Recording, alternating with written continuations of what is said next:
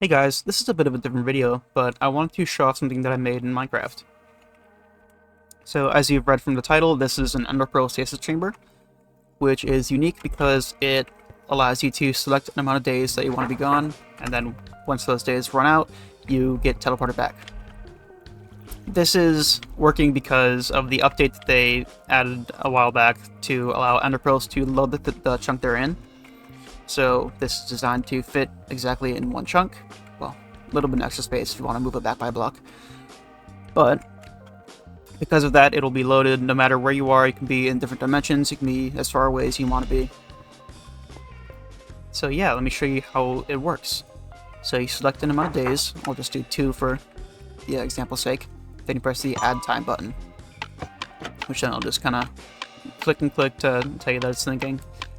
And then after a minute, the lights come on and it beeps. Then you can throw your Ender Pearl into the Stasis chamber. Now, I'll just go into the Nether to prove that it works from anywhere. Then I'll just simulate the time passing by. Specifically, it counts the nights around bedtime. So, once it turns night again, I should be teleported back after a second. Perfect. So, make it day again, just so we can see. So yeah, there's a couple other functions just for making it easy to use. So, if I add some time, there we go. You don't have to, if you want to extend the amount of time in there, you can just add more time. No hassle or anything, it just turns the timer off, and then once it's done, turns the timer back on. Then you're ready to go. The only issue is you can't know how many days are in there exactly, so you kind of just have to guess or just clear it out by using this button. Just kind of beats along to tell you that it's working. Then once this light turns off, then it is empty and you can put more time in. Then also, while it is full, you can turn the timer on or off if you want to pause it. But yeah, simple enough. Just turns it off. Okay, I'm going to try to explain this to the best of my ability, but I'm not always great at explaining things, so bear with me. Anyway, the first part of this, and arguably the most important part, is turning the signal strength from the lectern into an amount of items. Now, you could do it by having a bunch of droppers. Depending on how strong the signal is, it will turn on more droppers when you click the button. But that's a lot of item management that I don't want to deal with, having to return the items to each of the droppers. So instead, I went with a different solution, where I have this line of... I'll go down here just so you can see what the slice looks like. There is a line of repeaters and a line of observers that turn on these pistons to pop up and pulse these repeaters on this side to activate this line. Now this line, instead of dispensing an item, it actually prevents an item from being moved down from the hopper. So kind of counterintuitive a little bit.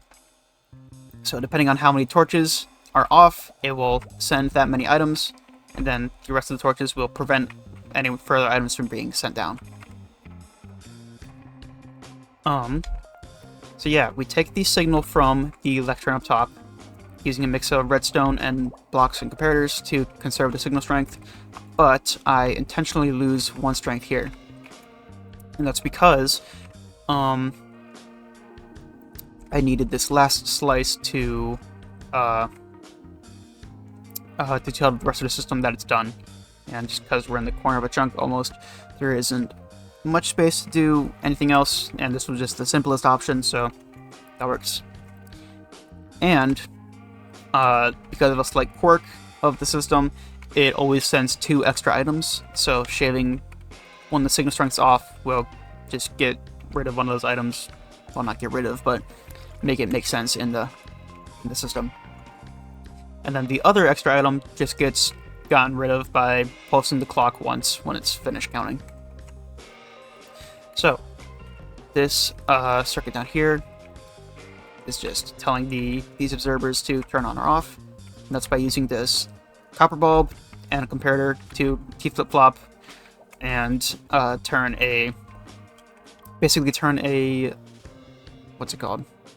Turn a lever signal into a pulse, which will... Wait, no. That's not how it works. Other way around. Turns the pulse into a flat signal, which will either turn on or off the repeaters. Doesn't matter. The observers will read it the same. So yeah, they tick down one by one, and which I'll actually show you here.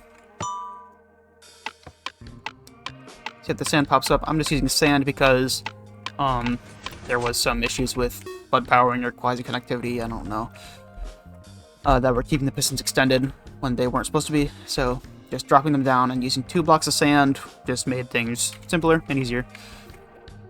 So yeah, each time the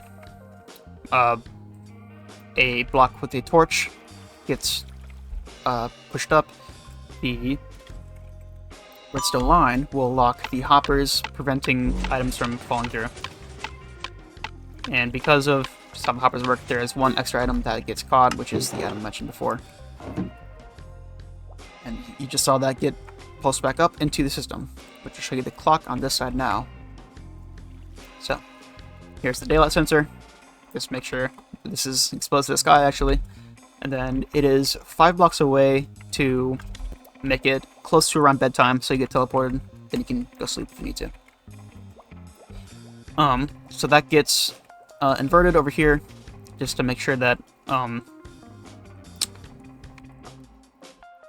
spelling this wrong.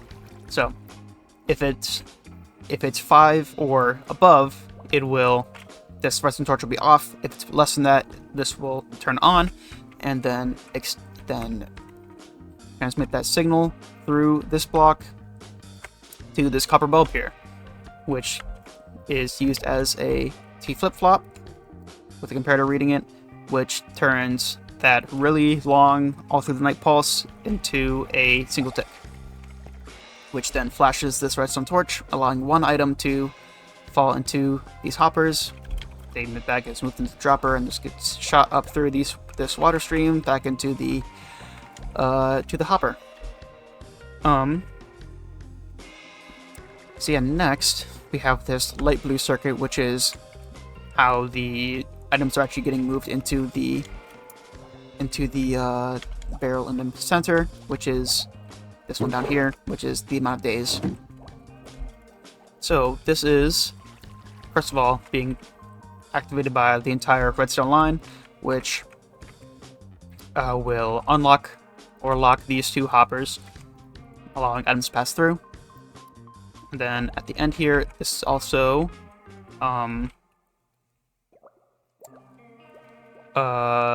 yes, this hopper, because that one last item gets stuck in there, this gets unlocked briefly, allowing that to pass through, and then it gets shot back out from the clock. Okay, and then this yellow line is the line that tells everything that's finished counting. So that comes up here, activates this copper bulb, this little contraption, which sends a signal down here to pulse the clock to get rid of that last item.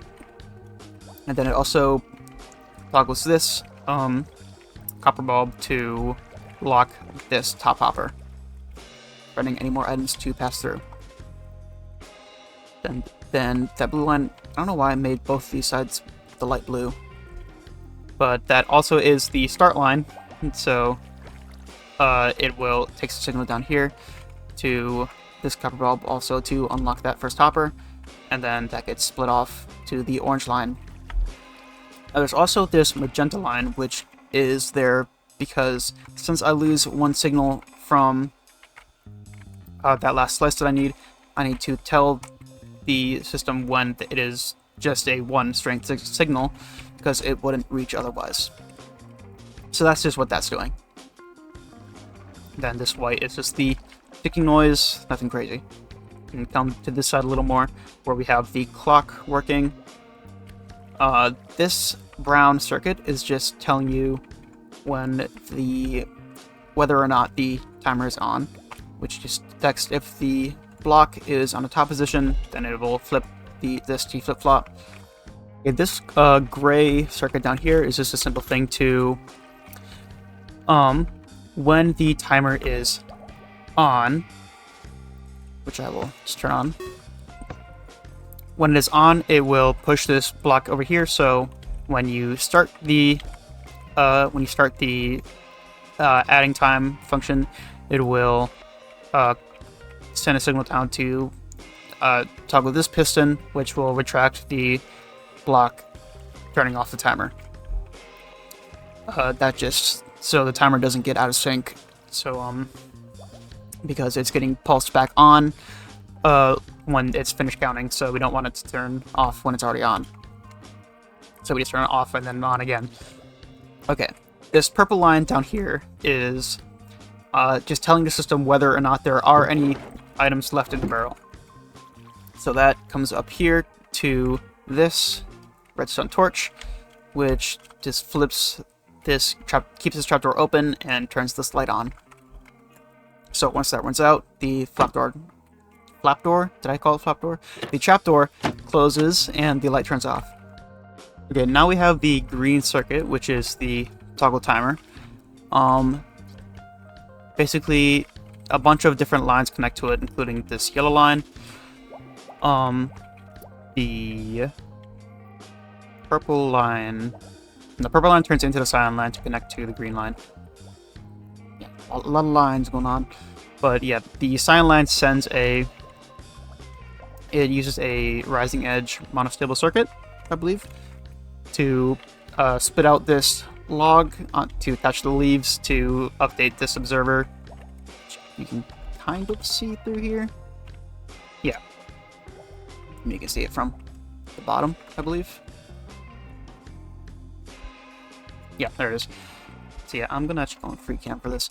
So yes, the green line connects from the button, the yellow line, and the cyan line. And that all comes over to this this copper bulb, which I'll actually go over to now, which toggles this comparator and this observer quasi-connectivity powers this piston to switch what position the block's in. Okay, then we have this. This is pretty much the last thing I added. Well, revamped, not added. This is the clear time circuit. It is kind of a mess. There's a lot happening. So basically, this whole section up top is controlling whether or not this comparator clock is activated or not. So I have a smaller version from when I was designing it that's a little easier to understand what's happening. So I'm taking the pulse from the button up top and converting it into a tick, which pulses this copper bulb. Copper bulb determines whether this piston is extended, this lamp is on, and this torch is off. This torch controls the clock. So, if this lever is on, this lever signifies whether or not there's time remaining. If this lever is on, then this piston stays retracted until this turns off again, which allows the observer to pulse through this block into the copper bulb. But if there is no time remaining, then it just sends one pulse through to the clock, which doesn't really matter. So yeah, it's something. Let me go back to over here to show some of the weird things that had to happen. So this monostable circuit is coming down using a target block to. Oh yeah, this is actually weird. So the piston pulses up. Hold on, let me Actually, I can use a little trick. Attach attributes. Bongos. Oops, not safe fall distance. I want scale. 0.4. Oh, scale. Oops. Scale. Base set. There we go. Now I can actually be in here. Okay. So, this redstone line, instead of... Okay, it's weird. So, it's a monostable circuit. This piston extends, which will allow the line to toggle this copper bulb. Is that even necessary? Hold on. Is that even necessary? Yes.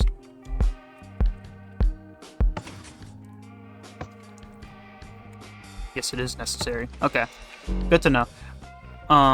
Where's the target block I can pick? Of course, the moon over here. Let me put that back real quick.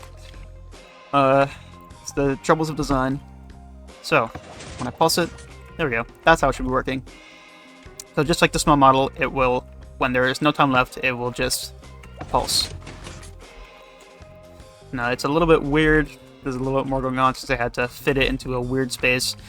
But it's basically the same thing. So yes, for some reason this is working. I can't exactly explain everything. Yes, I'm just coming back while I'm editing. I really don't know why this is working. I just don't know. But it is working, so this copper bulb pulses. Oh, I mean, it toggles, which will extend this piston with a redstone block to turn on this lamp and this piston. This piston removes the block from the observer. And when there is time, let me add some time real quick. I missed. There we go.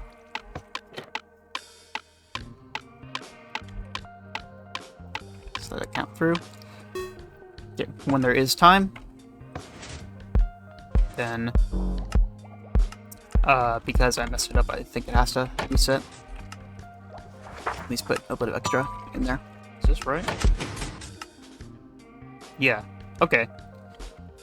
I think this is how it's supposed to work. It is, I'm gonna say, it is almost 4 in the morning that I'm recording this, so my memory evades me a little bit. But as weird as this is, it is working. Oh, right, yes, because it has to, this note block updates the piston. So, yeah. Okay. It makes sense now. Well, okay, hold on. Is this how it's working? I think it's the lamp, the observer detects the lamp turning off, which updates the piston by a block update, not by redstone, and then which retracts, and the lamp turns back on, which allows the observer to send a pulse through the block, turning on the copper bulb again.